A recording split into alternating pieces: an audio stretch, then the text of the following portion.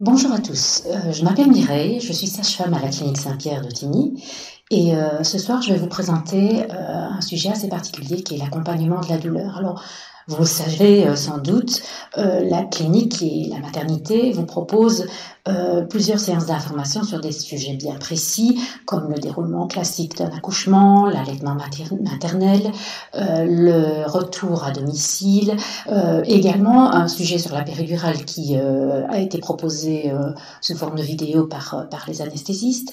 Et ce soir donc je vais vous parler moi d'un sujet plus particulier, plus difficile, peut-être aussi il s'agit de la douleur. Alors pourquoi est-ce que c'est difficile? Parce que nous sommes tous concernés par la douleur.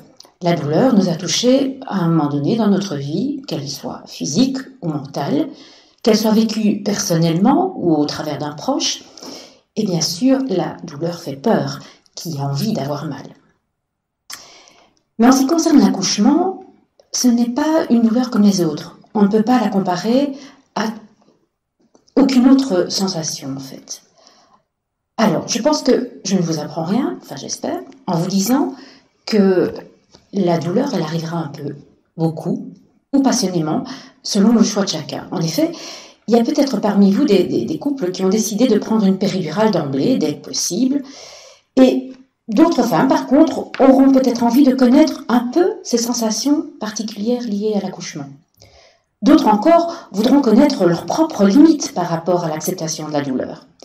Et enfin, certaines femmes décident de vivre la venue de leur enfant en utilisant uniquement leurs propres ressources et donc sans soutien médicalisant. Ce choix très personnel doit faire l'objet d'une réflexion préalable au sein de votre couple, s'il n'a pas déjà eu lieu. La vie de conjoint passe même parfois avant celui de son épouse. Il faut savoir qu'il y a des papas qui m'ont déjà expliqué que voilà, eux étaient à 100% pour une péridurale car ils ne pouvaient pas gérer le fait de voir leur compagne souffrir. Et je veux insister ici sur le fait que à la maternité, l'équipe ne porte aucun jugement sur le choix de chacun. Ce choix étant influencé par son vécu personnel, son propre seuil de tolérance à la douleur, et également la représentation sociale, culturelle qu'on a chacun. Il faut savoir qu'on a toutes eu des histoires, des tantes, des amies, des grands-mères, qui sont parfois magnifiques autour de l'accouchement, et aussi parfois des histoires horribles. Et donc tout ça va avoir une part d'influence. Mais quel que soit votre choix pour votre accouchement, toute l'équipe de la maternité essaiera de respecter au maximum vos souhaits pour l'arrivée de votre bébé, et ce, sans jugement de valeur.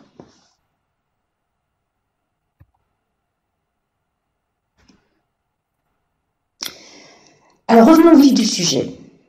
Je vais tenter de vous expliquer au cours de cet exposé d'abord les processus physiologiques et psychologiques des sensations particulières liées au travail et à l'accouchement. Et là, je vais m'en tenir vraiment au moment de l'accouchement. Ces sensations qui ne sont pas comparables à quelque autre douleur, en fait. Et je vais essayer de vous donner aussi des pistes à utiliser et à mettre en œuvre pour utiliser vos propres ressources le jour J, le jour de la venue de votre bébé.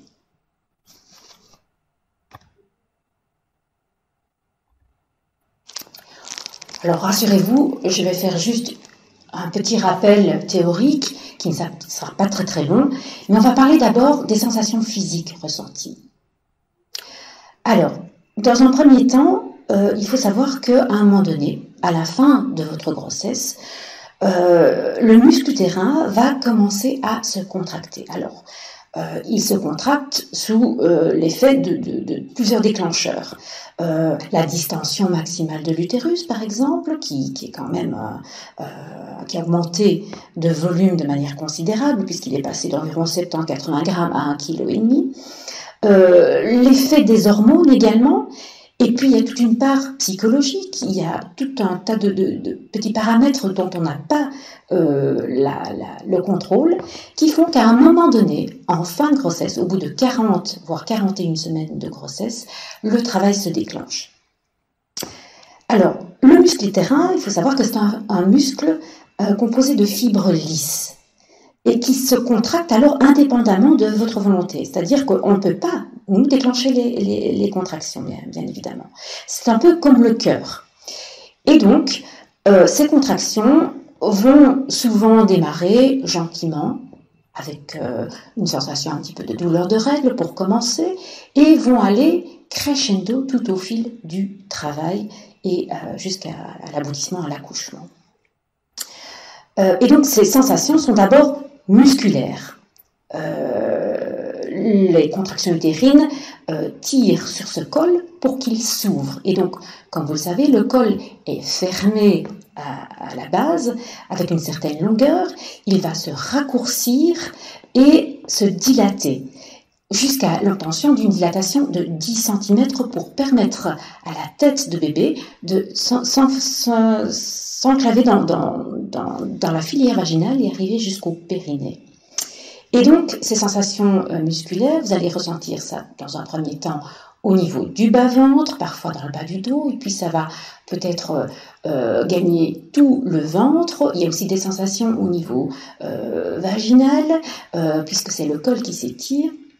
Ce sont toutes les sensations musculaires qui sont donc de plus en plus fortes. À côté de ça, on a également des sensations osseuses, puisque le bassin va devoir s'ouvrir et grâce aux hormones de grossesse qui permettent une hyperlaxité un peu plus importante au niveau du bassin et en général, eh bien,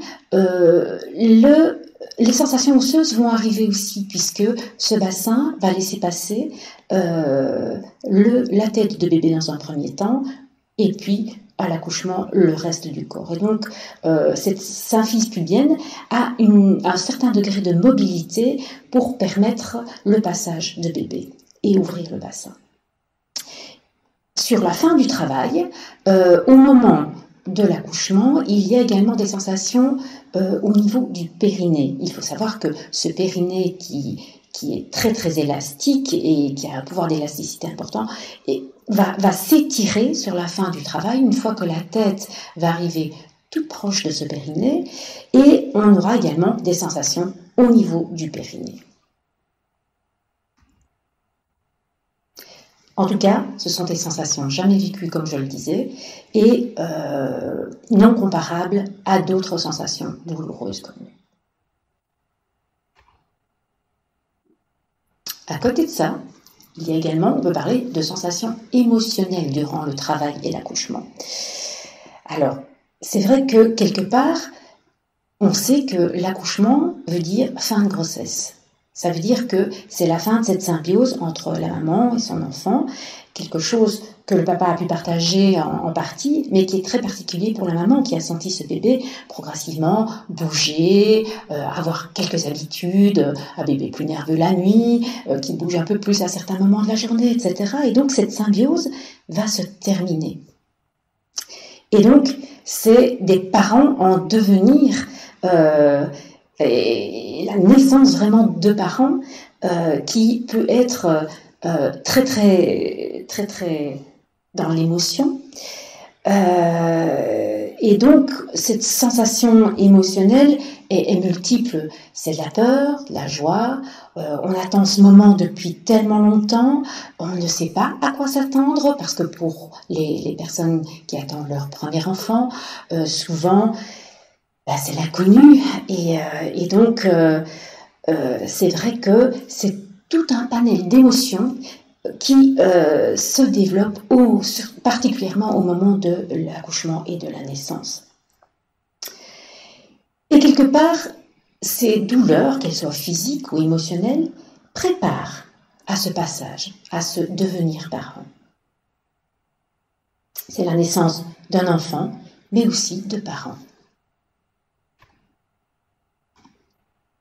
Alors, pour terminer le petit récapitulatif théorique, je vais vous parler également du jeu des hormones. Alors, il y a 2 hormones qui sont sécrétées par le cerveau primitif, qui sont très très importantes dans tout ce qui est accouchement et travail pour l'accouchement.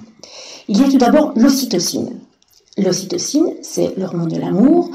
nous possédons tous de l'ocytocine, femmes comme hommes. C'est l'hormone du plaisir. Quand on a des sensations de plaisir, eh bien, c'est l'ocytocine qui est sécrétée dans le sang. C'est aussi une hormone qui va provoquer les contractions et donc va avoir un grand jeu dans l'augmentation et le processus des contractions. Et donc, cette ocytocine va être sécrétée par notre corps de manière progressive et exponentielle pendant tout le travail. Cette ocytocine a également un grand pouvoir relaxant et donc son niveau augmente graduellement pendant tout le travail, jusqu'à atteindre un seuil maximum au moment de la naissance. À côté de cette ocytocine, on a également une autre hormone magnifique qui sont les endorphines. Les endorphines, comme vous le savez, c'est notre morphine à nous, la morphine que nous sécrétons nous-mêmes et qui permet de diminuer la douleur. Ça, les sportifs en général connaissent un petit peu les endorphines. C'est vraiment ce qui nous permet d'aller au-delà de la douleur quand on ne peut plus et qui nous permet de tenir plus longtemps des sensations douloureuses. Alors, donc ces deux hormones, qui sont quand même deux hormones qui vont être aussi progressivement en augmentation pendant tout le travail, malheureusement peuvent être contrecarrées par une autre hormone, qui est l'adrénaline. Alors l'adrénaline, c'est l'hormone du stress. L'hormone qui est sécrétée quand on a peur, quand on n'est pas bien, et donc l'adrénaline, malheureusement, va être produite et va prendre la place au niveau des récepteurs des cellules, à la place de l'ocytocine et de l'endorphine. Et donc, malheureusement, cette ocytocine et cette endorphine ne pourront pas agir pleinement si le taux d'adrénaline est trop important dans le sang. Et l'adrénaline va être sécrétée, elle, par le néocortex, le cerveau de la logique, du rationnel, le cerveau qui réfléchit, le cerveau qui calcule, etc., le cerveau du langage. Si on stimule trop cette partie-là du cerveau, eh bien, malheureusement, on ne pourra pas laisser libre cours à l'ocytocine et à l'endorphine. Et ça, je vais vous le répéter peut-être plusieurs fois pendant cet exposé, eh bien, empêche malheureusement le lâcher-prise dont on a absolument besoin pour avoir la possibilité de faire son travail de manière optimale et le plus facilement possible. Alors, cette ocytocine est activée donc par le cerveau primitif. Et je constate souvent que les femmes changent un peu d'état de conscience quand elles sont dans ce lâcher-prise. Alors c'est facile à dire, hein, lâcher-prise, c'est vrai que déjà rien que le fait de dire il faut lâcher prise, c'est déjà très cérébral et on fait déjà fonctionner son cerveau logique. Mais c'est vrai que quand il y a un certain taux d'ocytocine et d'endorphine dans le sang, eh bien, je constate vraiment que les futures mamans ont cet état de conscience différent. Elles atteignent cet état de conscience différent. Je peux vous donner des exemples qui permettent vraiment de lâcher prise et d'être dans cet état de conscience différent. Eh bien, c'est simplement en recréant un petit peu sa bulle en maternité. Tamiser la lumière, éviter le bruit excessif, pouvoir éventuellement utiliser l'aromathérapie,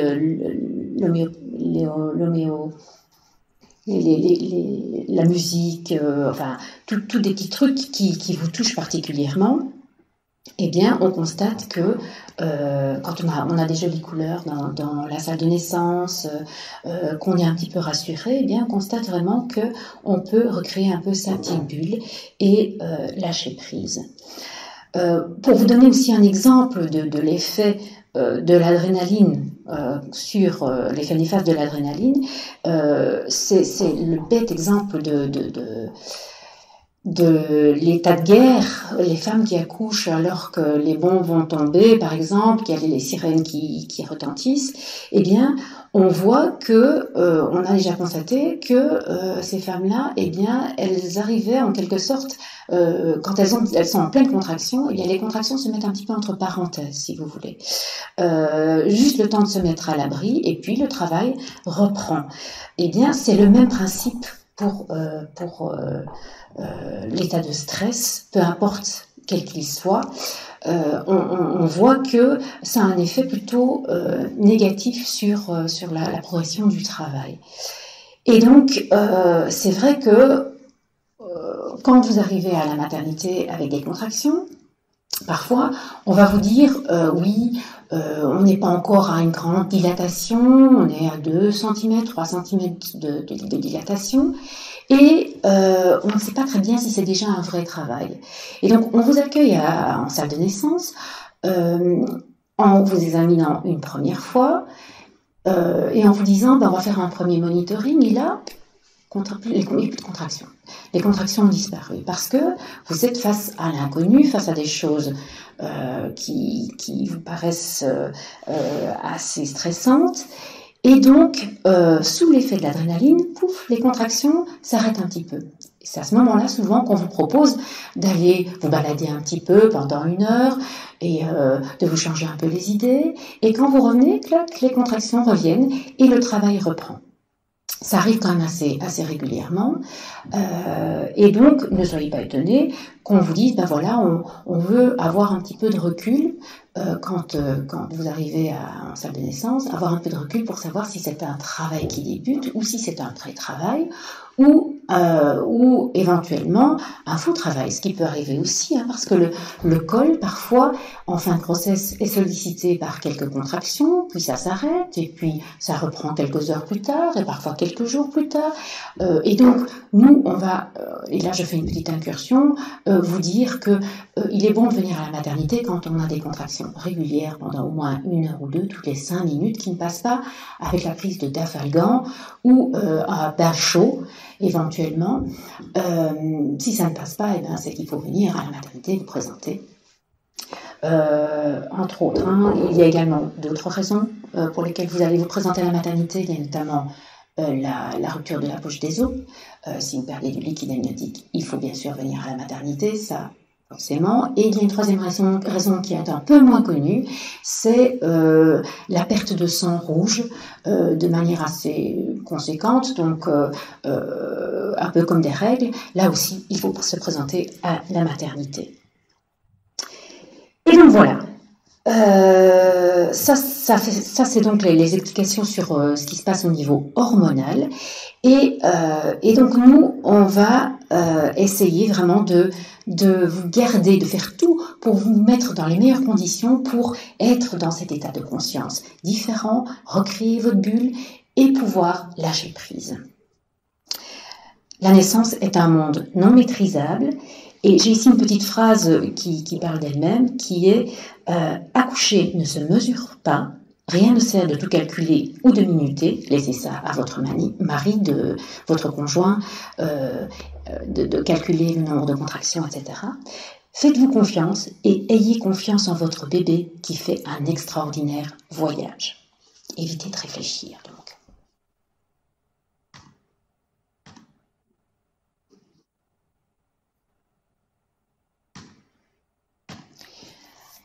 Alors, évidemment, la perception de la douleur est différente d'une femme à l'autre.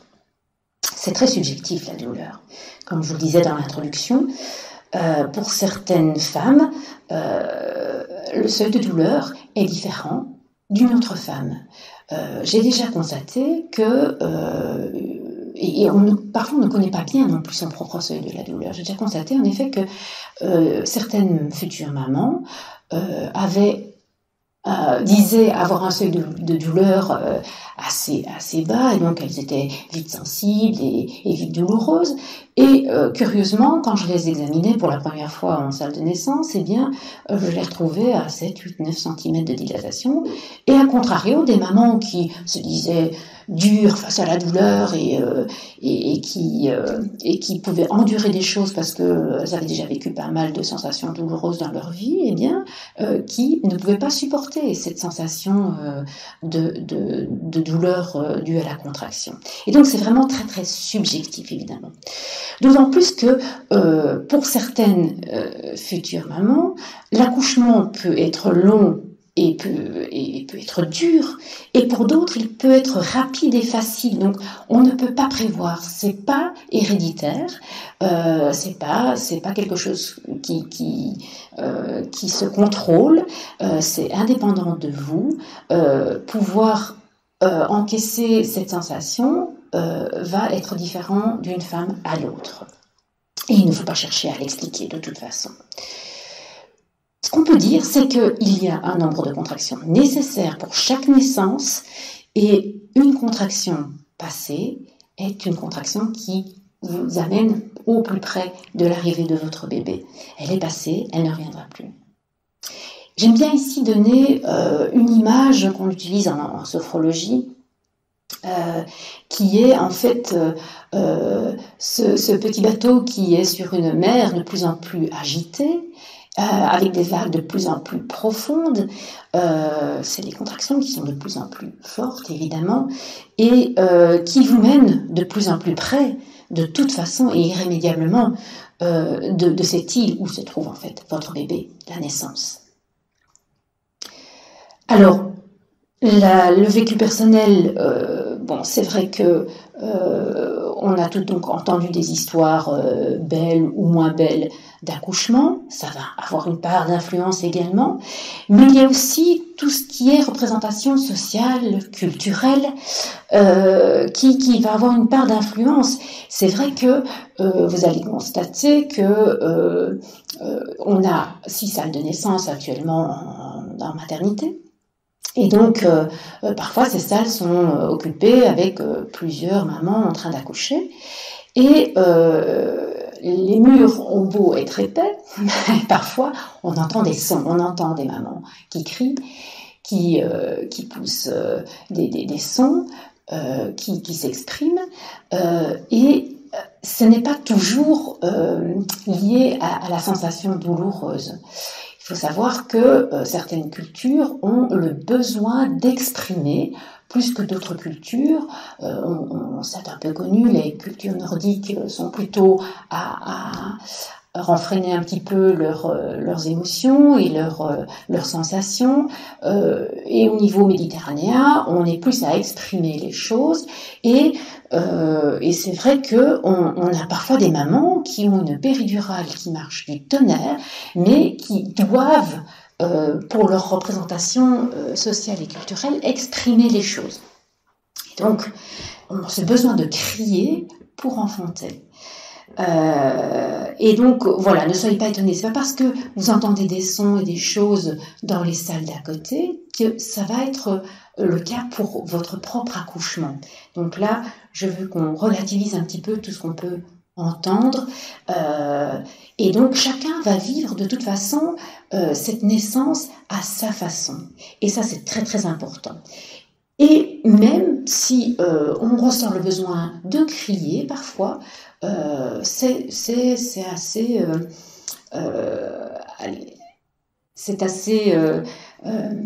comment dire, ça permet d'exprimer une sensation qui est parfois positive pour l'expulsion du bébé, pour manifester ce qu'on ressent. Et donc, nous, on n'empêche absolument pas, bien sûr, toutes les formes d'expression. On est là surtout pour vous accompagner.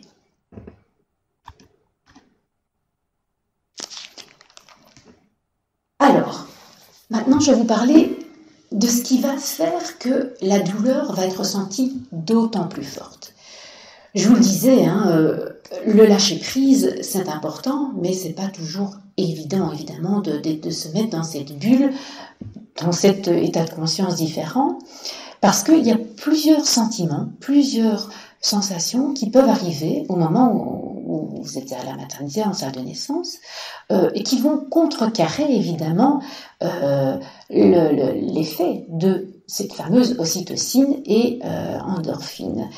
Il s'agit notamment du sentiment de peur. Alors, c'est vrai que la peur de l'inconnu, pour la plupart d'entre vous, même quand il s'agit d'un deuxième ou d'un troisième ou d'un quatrième bébé ou plus, c'est toujours comment est-ce que ça va s'organiser cette fois, comment est-ce que je vais réagir, comment je vais pouvoir gérer ces douleurs. Est-ce que je vais en être capable? Il y a aussi la peur de mourir pour certaines mamans, la peur d'accoucher, la peur de devenir parent. Toutes ces peurs peuvent arriver à un moment donné, et d'autant plus quand vous êtes accueilli en salle de naissance, parce que c'est vraiment l'inconnu. Et comme je vous le disais, parfois on a des contractions qui se relâchent un tout petit peu pendant quelques minutes ou une petite heure ou deux, et puis qui reprennent parce que la peur est évidemment source d'adrénaline, cette adrénaline qui va empêcher la plénitude d'action de l'ocytocine et de l'endorphine. Alors à côté de ce sentiment de peur, on peut également avoir la honte. C'est vrai que quand vous êtes en salle de naissance, on va être amené à vous examiner très régulièrement. Alors il s'agit de la sage-femme, de l'assistante de gynéco, votre propre gynécologue. Il y a pas mal de monde qui passe en salle de naissance. Alors être tout le temps mise à nu, cette ouverture du sexe qu'on vient examiner régulièrement, pour certaines c'est plus difficile que pour d'autres. On a peut-être honte aussi de se laisser aller, d'aller à la selle, de vomir, d'émettre des sons, mais on est vraiment là pour vous rassurer. C'est normal d'avoir cette sensation de honte, et le mieux c'est d'exprimer pour pouvoir vous en libérer. Ce sentiment de honte, de nouveau, va générer la production d'adrénaline et donc empêcher le lâcher-prise.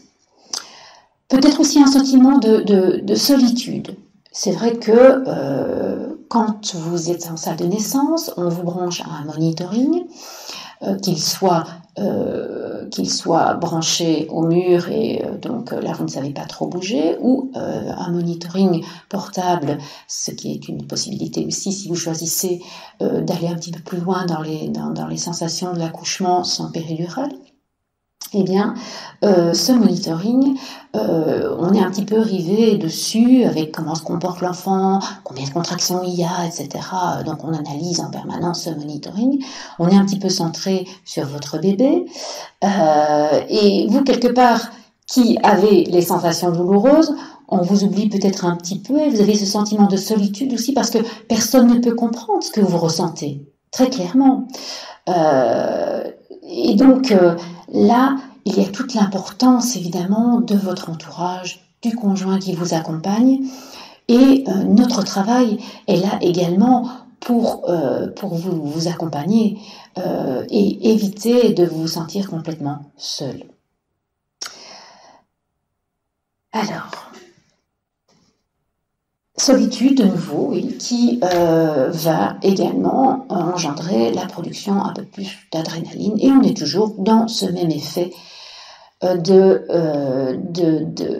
non lâcher prise, et donc travail qui avance de manière plus difficile.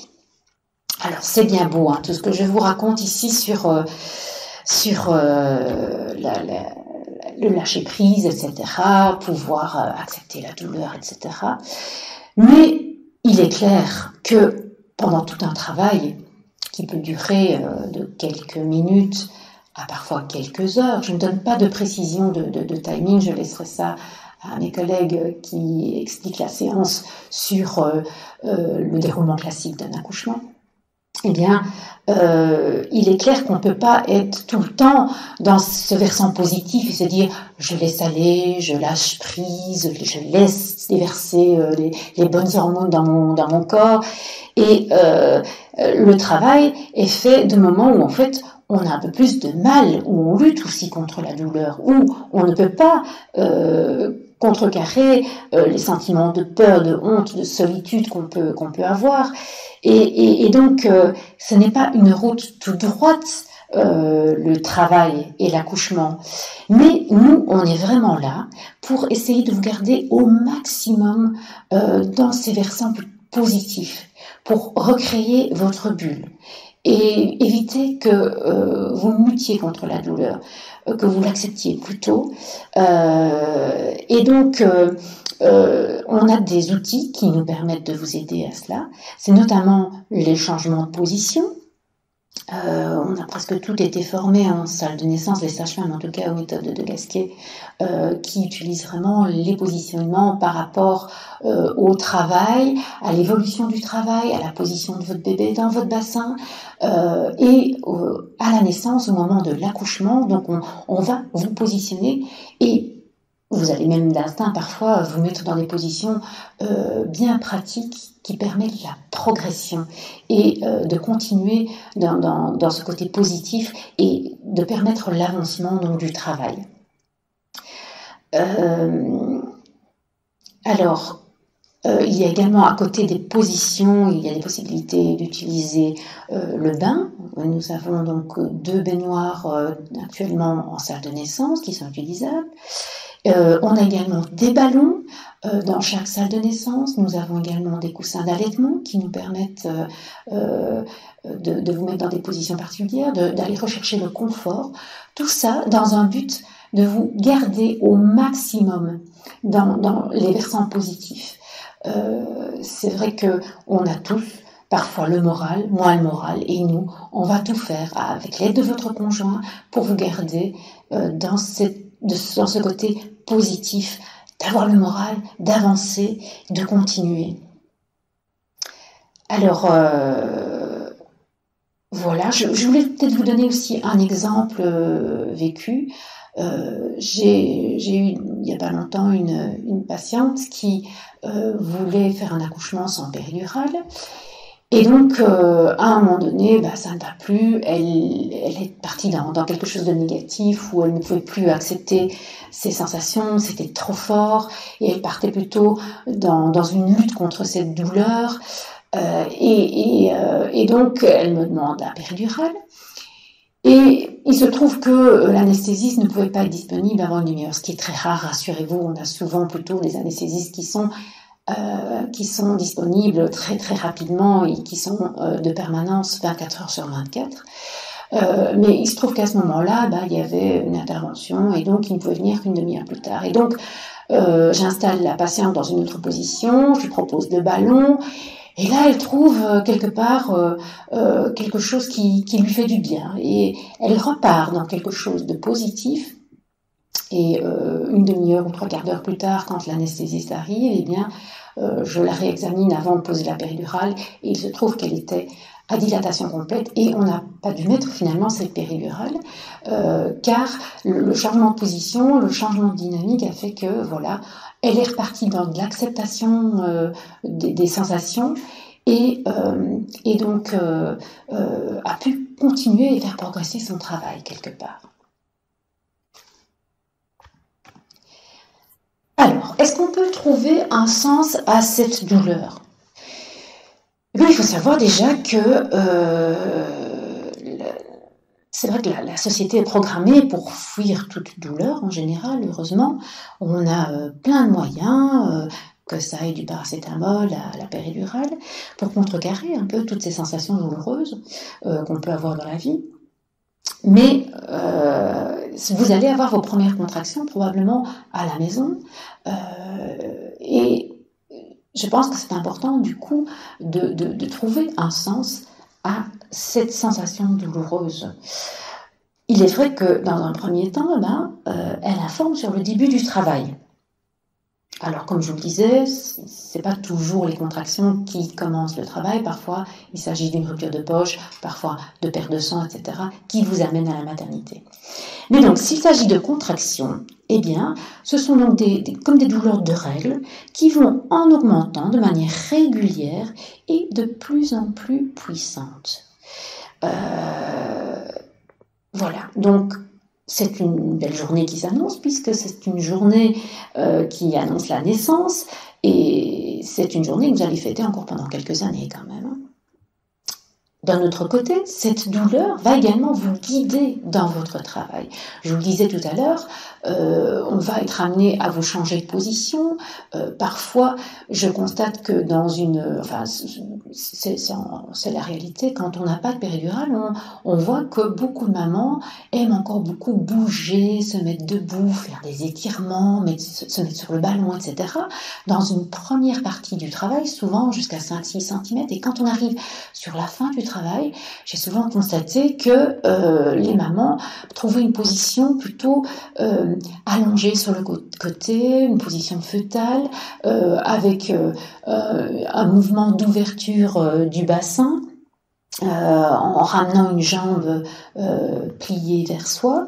Et donc, quelque part, ces sensations douloureuses sont un guide dans les positions que vous allez prendre. Parfois, les mamans sont totalement instinctives quand on a vraiment cet état de conscience particulier lié à l'accouchement qui est vraiment fortement en place. Eh bien, on constate que les mamans prennent d'instinct vraiment des positions bien particulières lors du travail et de l'accouchement.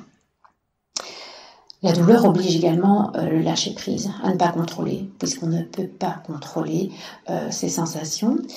Et là, j'aime bien dire, même si je vous ai dit auparavant de ne pas calculer, etc., qu'on laisse ça au conjoint, eh bien, pour un petit peu vous rassurer sur la part douloureuse que vous allez ressentir, il faut savoir qu'une contraction dure plus ou moins 1 minute ou une bonne minute. Chaque contraction est ressentie vraiment à son maximum.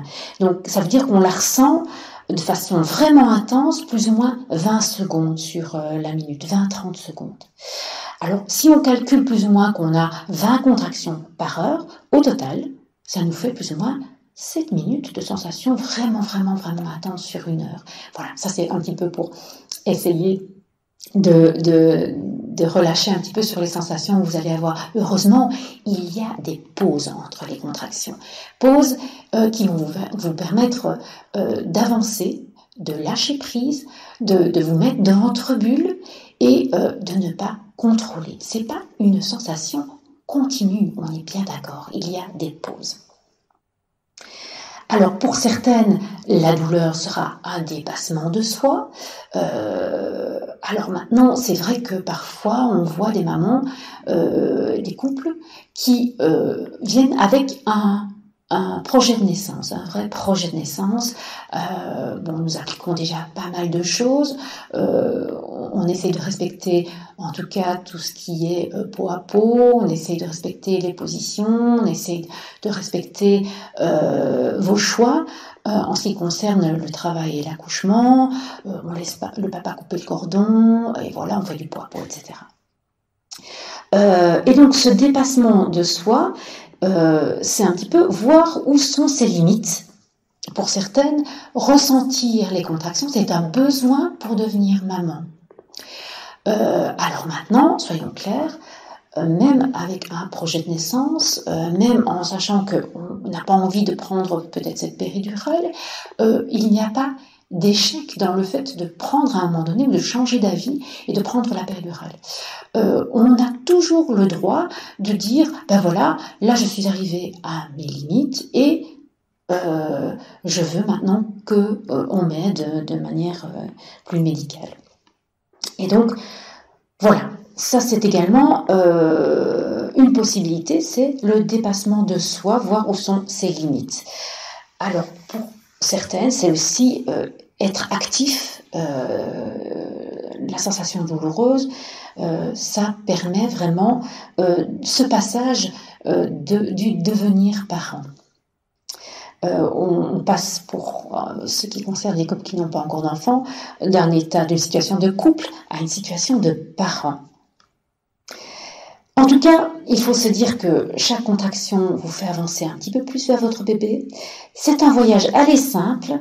Alors, dites-vous que quand une contraction commence, eh bien, dans 20-30 secondes, on est soulagé plutôt que « oh mince, dans 3 minutes, ça va recommencer ». Donc là, c'est de nouveau rester dans le côté positif, se dire qu'il y a des pauses et ces pauses vous permettent de récupérer et de rester concentré sur vous-même dans votre bulle. Alors maintenant, j'avais envie de vous lire un témoignage qui résume un petit peu tout ce que je viens déjà de vous raconter pour représenter un petit peu voilà, cette séance d'information. Et je vais vous lire un bref passage d'un témoignage qui est celui de Fanny, qui a 26 ans et qui est la maman de Romy. Voilà. J'ai eu la chance d'avoir une grossesse très épanouie. Je n'ai pas vraiment été malade et je ne voulais pas polluer tout cela. Aussi, je trouvais bizarre le fait de vouloir a priori la péridurale sans savoir ce qu'était la douleur des contractions. Pour moi, le choix de la péridurale s'imposait dans le cas où je n'aurais plus pu supporter les douleurs. Décider d'avoir recours à la péridurale avant le jour de son premier accouchement, c'était en quelque sorte mettre la charrue avant les bœufs. Au début, mon mari me recommandait certes de ne pas y être totalement fermé. Et, petit à petit, il a soutenu mon projet. Il a compris que pour moi, c'était un choix mesuré. J'avais envie de croire en mon corps, de croire en moi, de me prouver quelque chose sans doute. C'était comme pour me dire que je pouvais aussi y arriver par moi-même, malgré le contexte fortement médicalisé. En plus, je pensais à mon bébé. J'avais envie de donner cela à mon enfant, comme un cadeau. Enfin, je me disais que cette douleur issue des contractions est une douleur normale, inéluctable, qu'on subit bien entendu, mais une douleur qui signifie l'avancée du bébé. Elle prend un sens très fort. Je me suis dit qu'il faudrait que je m'ouvre aux contractions pour laisser passer mon bébé et lui montrer le chemin. Je savais que je ne maîtriserais pas la douleur, mais que je pourrais rendre son but plus efficace si je l'acceptais. Pendant ma grossesse, lorsque j'évoquais l'accouchement, on m'a demandé de nombreuses fois si j'étais bien sûre de ce choix. À croire qu'il n'y a pas de choix, mais le choix existe bel et bien. Ce qui peut, certes, rendre en quelque sorte la tâche difficile. Avant, nos grands-mères, nos arrière-grands-mères ne se posaient pas la question. Quant à nous, désormais, il faut gérer jusqu'au bout cette possibilité qui est aussi le choix injustifié de préférer souffrir, mais d'affirmer aussi que la normalité n'est peut-être pas la péridurale. Au fond, cet aspect controversé m'a sûrement aidé à maintenir le cap. Je sentais une sorte de pression à vouloir connaître l'inverse. Je suis allée au cours de préparation classique, dispensé par une sage-femme libérale. J'étais d'ailleurs la seule femme du groupe à ne pas vouloir la péridurale. Elle m'a dit tout simplement que c'était possible, bien entendu, dès lors que toutes les conditions étaient réunies, qu'il faut y aller comme on le sent, aussi que rien n'est irrévocable. Elle m'a appris à bien respirer et m'a aidé à visualiser ce qui m'attendait grâce à des mises en situation. J'en suis sortie renforcée dans mes convictions, mais je me suis quand même rendue au rendez-vous chez l'anesthésiste au cas où. Le jour du terme, très tôt dans la matinée, j'ai eu des douleurs qui ressemblaient à des règles douloureuses. Je n'y ai pas prêté grande attention. Puis elles ont commencé à s'intensifier un peu plus tard. J'avais préparé avec la sage-femme en cours de préparation les différentes positions pour gérer la douleur sans péridurale. À 4 pattes, en suspension, sur un ballon, grâce à des étirements. Au début, c'est ce que je mettais en application. Je me suis bien amusée de cette façon, presque 2 bonnes heures. Quand les contractions sont devenues vraiment douloureuses, je me suis suspendue à mon mari. Ça m'a bien aidée. Puis, dans la foulée, j'avais besoin d'être allongée sur le côté pour bien respirer et me concentrer. Vers 13 heures, ça devenait difficile et j'ai commencé par essayer de refouler la douleur. Je me crispais. Au bout de quelques contractions, il y a eu comme un déclic. Je me suis tout simplement dit que je ne pouvais pas continuer comme ça. Je vais devenir maman, c'est vraiment maintenant. Alors, je me suis ouverte à cette douleur pour laisser passer mon bébé qui, lui, voulait instinctivement progresser. Je ne devais pas le retenir, je devais que m'ouvrir. C'était quelque part comme une épreuve qu'il fallait traverser et qui se terminerait par un couronnement, devenir maman. Voilà, je vous laisserai méditer un petit peu ce texte. Alors, quels sont les outils qui peuvent aider pour apprivoiser cette douleur? Alors, dans un premier temps, y réfléchir avant. Et pour cela, vous vous informez, vous avez des soutiens informatiques, vous avez ces séances d'information, vous avez des consultations sage-femme également à votre disposition qui vous permettent vraiment d'aborder des sujets bien particuliers. Et donc, nous, à la clinique, petite parenthèse, on vous propose notamment une consultation sage-femme sur votre grossesse pour répondre à des questions bien pratiques, parce que comme vous le savez, votre gynécologue a souvent un timing assez serré et donc pour des questions dites un peu plus basiques, il y a évidemment cette solution de la consultation prénatale pour répondre vraiment à vos besoins spécifiques, à des peurs, des sensations, des questionnements qui vous sont vraiment propres. Donc vous y réfléchissez avant, vous êtes un petit peu renseigné sur la physiologie, la façon dont ça se passe à un accouchement, ça tout le monde le fait à un moment donné pendant sa grossesse. Et donc c'est déjà une bonne chose, ça va vous permettre d'affiner un petit peu les choix que vous allez devoir faire au moment du travail et de l'accouchement. Se demander également de toute façon, comment on perçoit personnellement la douleur? Est-ce qu'on a un seuil de douleur plutôt tolérant, moins tolérant?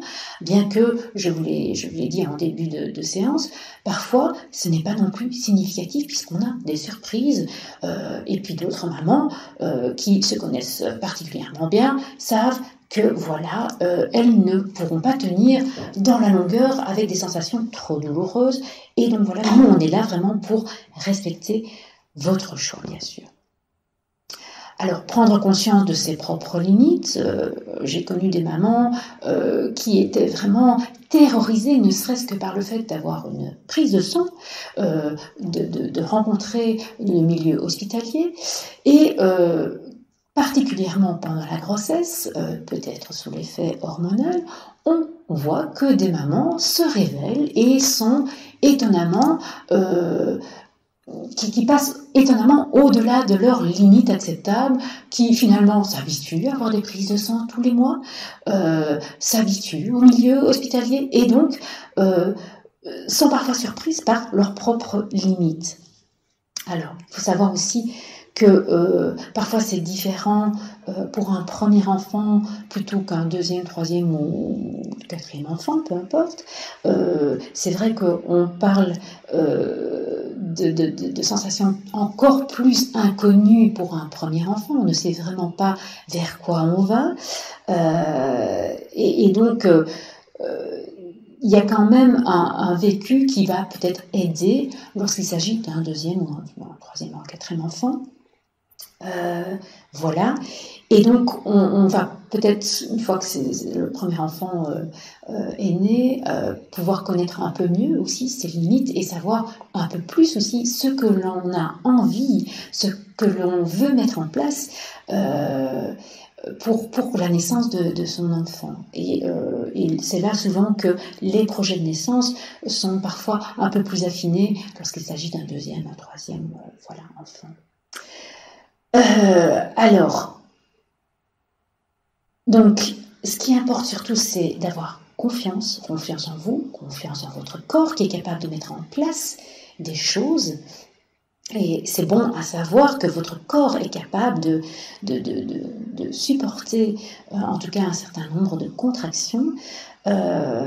Et donc, je pense, c'est ce qui va vraiment vous aider à avancer et à faire vos choix et à nous dire vraiment ce qu'on peut faire pour vous aider au mieux. Parce que, évidemment, nous, notre rôle, c'est de vous accompagner au mieux pour vivre au mieux la naissance de votre enfant. C'est un moment unique dans votre vie.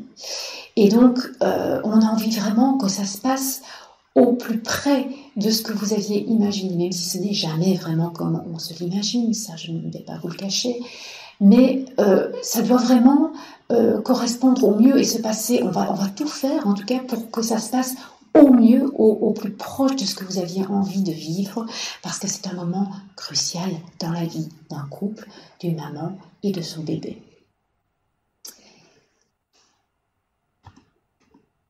Alors, qu'est-ce qui va pouvoir nous aider à se préparer en plus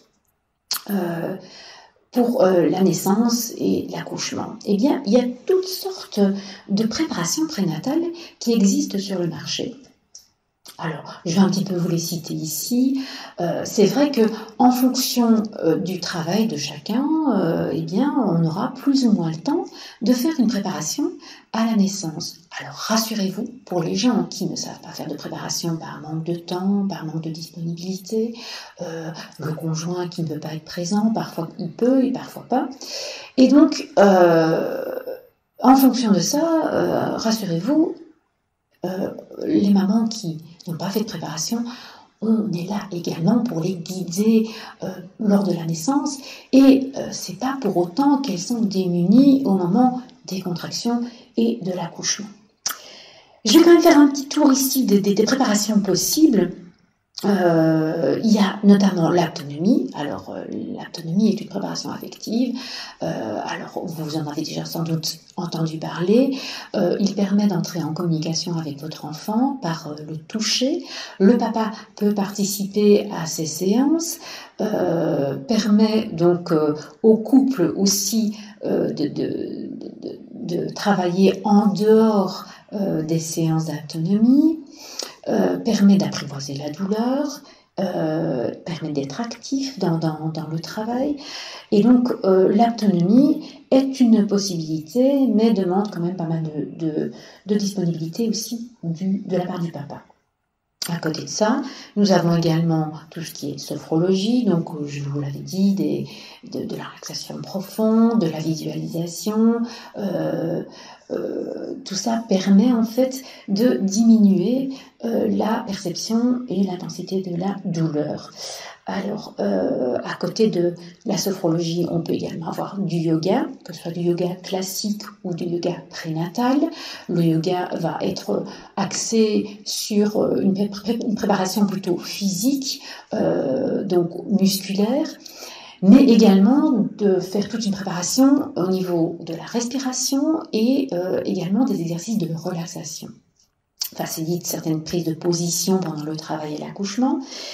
Et donc, ces différents types de préparation à la naissance, en fait, leur objectif, c'est vraiment, quelque part, de se concentrer non pas sur la sensation douloureuse, mais sur autre chose. Dans l'aptonomie, on va se concentrer sur le toucher, sur son enfant à venir. La sophrologie, par la visualisation, on se concentre sur autre chose que la sensation douloureuse. Le yoga, grâce à la respiration, on se concentre plutôt sur la respiration. Souvent, c'est un tout. Et le fait de se concentrer sur autre chose que la douleur permet en fait le lâcher prise et de se mettre dans cette bulle. D'où l'intérêt de ces quelques types de préparation. Mais la plupart du temps, rassurez-vous, c'est inné. C'est quelque chose que nous avons tous en nous et qui nous permettent donc d'affronter cet accouchement sans même parfois des préparations. Alors, je vous ai mis également d'autres préparations possibles, comme le chant prénatal. Il faut savoir que votre enfant entend votre voix, entend les sons, et parfois les vibrations de votre voix ont un effet apaisant, donnent de la force également, peuvent également soulager la douleur. Alors, à côté de ça, vous avez également l'aromathérapie, alors il y a l'homéopathie, les fleurs de bac. Alors, tout ça, si vous étiez habitué à l'utiliser en dehors de votre grossesse, il est bien normal que vous puissiez continuer, mais renseignez-vous bien parce que certaines choses ne sont pas compatibles avec la grossesse. Donc, il faut quand même avoir une certaine habitude et des conseils, en tout cas, en ce qui concerne l'aromathérapie, l'homéopathie et les fleurs de bac. Sachez en tout cas qu'en salle de naissance, On va pouvoir utiliser éventuellement votre diffuseur d'huile essentielle, diffuseur électrique bien entendu. Vous pourrez utiliser vos gélules homéopathiques si vous les amenez, nous n'en possédons pas en salle de naissance, vos fleurs de bac, etc. Donc voilà, ce qui vous a été prescrit et ce qui vous a été conseillé pendant votre grossesse peuvent être utilisés évidemment en salle de naissance. Alors je vais vous parler également un petit peu de la préparation aquatique. Vous savez peut-être que nous en proposons une à la maternité. Ces séances ont lieu le mardi et le jeudi de 18h à 19h et de 19h à 20h. Alors l'avantage d'une préparation aquatique, c'est également une préparation plutôt physique qui va soulager les douleurs articulaires, favoriser la circulation quand on a les jambes bien gonflées en fin de grossesse. Ça fait du bien de se retrouver dans l'eau. Alors rassurez-vous, c'est pas une eau glacée, l'eau est souvent à 32-33 degrés. Alors cette eau permet évidemment un relâchement, permet de changer le centre de gravité, donc on se sent beaucoup moins lourd pendant qu'on est dans l'eau. Et donc c'est donc une préparation physique, c'est un moment aussi de partage, parce que souvent ces séances ont lieu avec d'autres mamans, et donc on peut partager un petit peu son expérience, on peut partager ses sensations, etc. Et il y a parfois des amitiés qui naissent lors de ces préparations. Voilà, j'en ai connu des mamans qui sont devenues marraines l'une de l'autre lorsqu'elles ont attendu leur second bébé, parce qu'il y avait une amitié qui était née pendant ces séances de préparation aquatique. Voilà, ça peut être renforcer un petit peu les liens, vivre les choses au même moment, ça renforce un petit peu des liens. Et donc voilà, ça c'est pour la préparation aquatique. Il y a également l'acupuncture. Voilà, pour ceux qui connaissent l'acupuncture, pourquoi pas. Elle peut être utilisée pour soulager les douleurs de contraction, pour déclencher le travail aussi. Voilà, c'est une possibilité.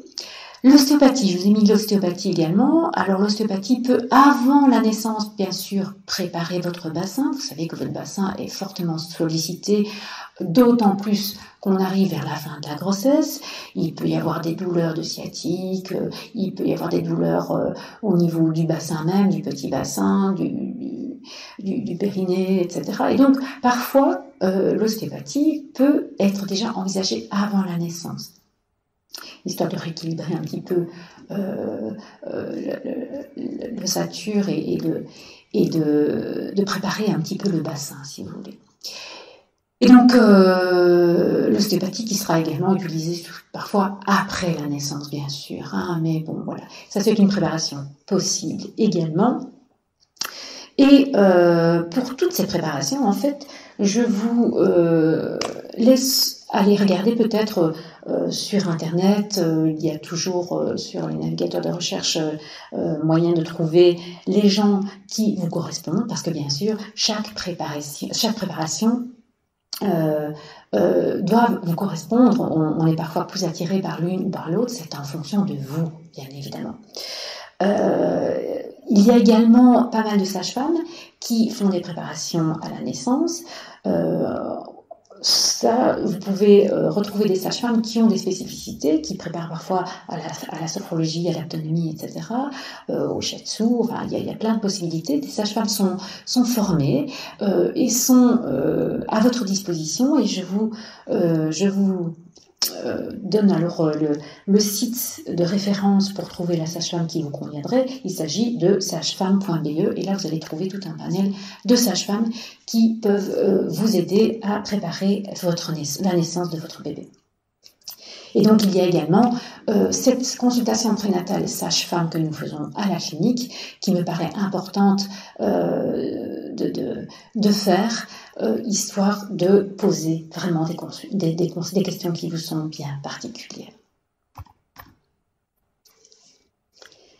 Alors il y a également tout ce qui est préparation classique chez une kiné.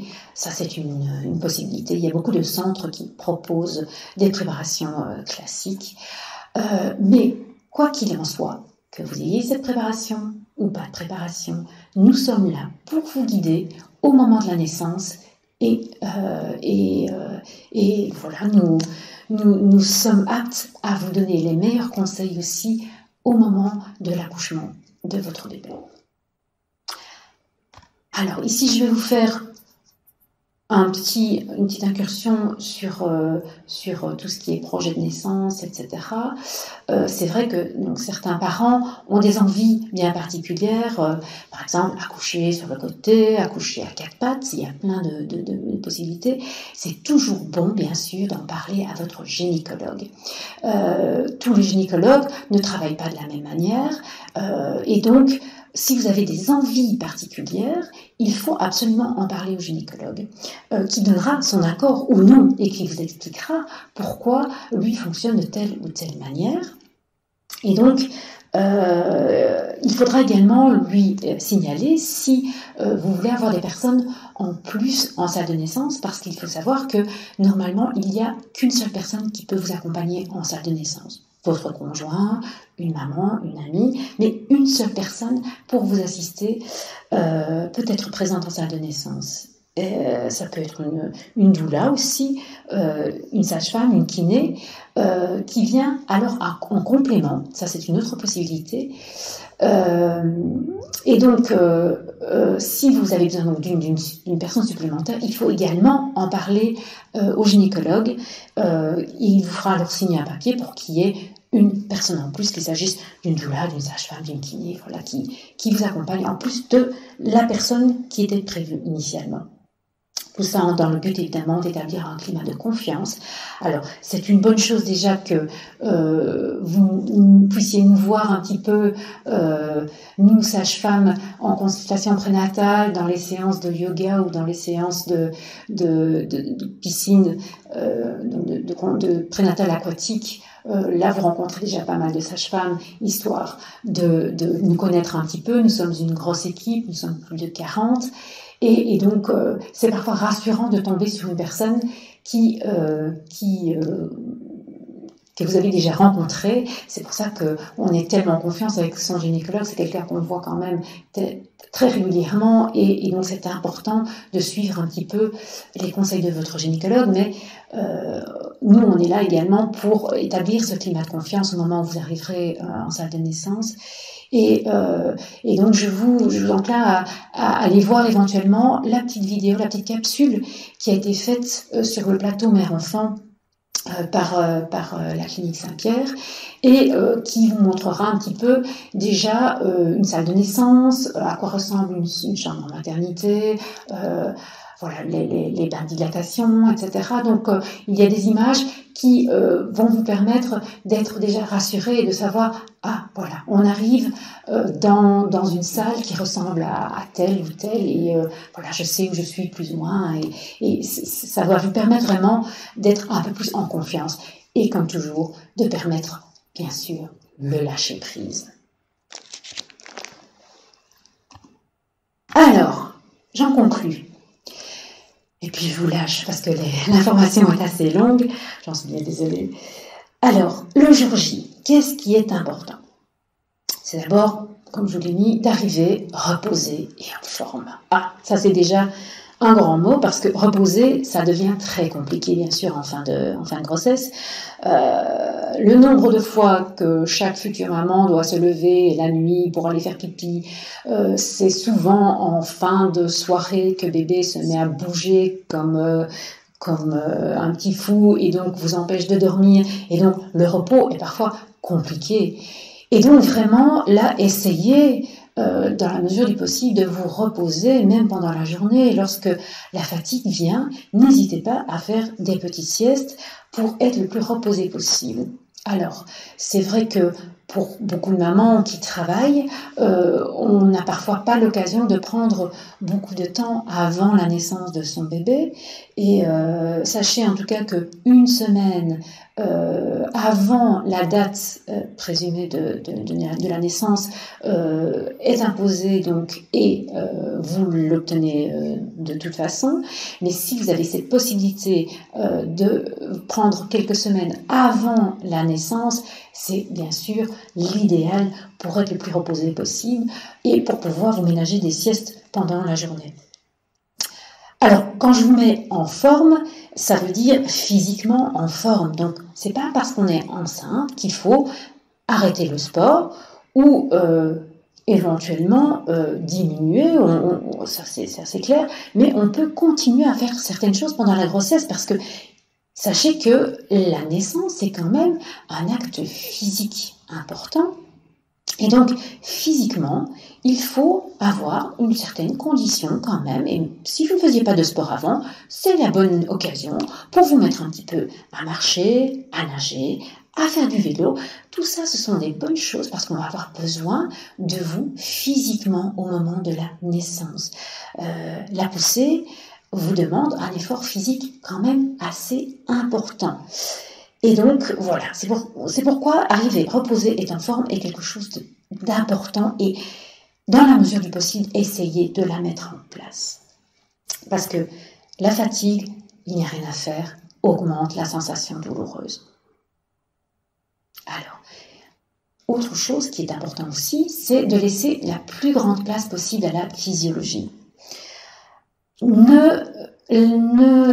Ne cédez pas à un déclenchement de convenance parce que c'est l'anniversaire d'un tel dans la famille ou que cette date-là vous convient bien. Voilà, je pense que plus le travail va se mettre en route de manière physiologique, plus l'acceptation de la douleur sera facile. Comme je le disais, quand les contractions se mettent en marche progressivement, eh bien, on a progressivement aussi un déversement qui va crescendo d'hormones. Et donc, la physiologie permet d'accepter beaucoup plus facilement les sensations du travail. Mettre le néocortex au repos, comme je vous le disais, pensez toujours aux hormones, lâchez prise, essayez de laisser faire votre corps dans la mesure du possible. Et pour ça, on va mettre en place un maximum d'intimité, de calme. Utilisez votre musique éventuellement en salle de naissance, ça c'est tout à fait possible. Tamisez les lumières. Utilisez des moments de détente et de relaxation que vous auriez éventuellement préparés. Alors profitez bien sûr des moments de relâchement parce que une contraction et les sensations ne sont pas en continu comme je vous le disais. Il y a des moments de pause entre les contractions. Il faut en profiter pour laisser votre corps se relâcher et rester dans ce versant positif. On peut bien sûr faire des sons, on peut utiliser des massages, bien que parfois on s'est entraîné un petit peu avec le papa à faire des massages, et puis pouf, crac boum, au moment de la naissance, on ne peut plus être touché. Donc ne soyez pas étonnés, pour les messieurs en tout cas, pour les accompagnants, si vous étiez beaucoup entraîné à masser et qu'au moment même, votre conjoint vous dit voilà, moi je ne veux plus de massage, c'est hyper désagréable, voilà. Ce sera vraiment une affaire du moment. Alors, il y a également la visualisation, marcher, bouger, s'étirer, donc les différentes positions qu'on peut utiliser, et donc ne pas contrôler pour favoriser donc ce lâcher-prise tellement important.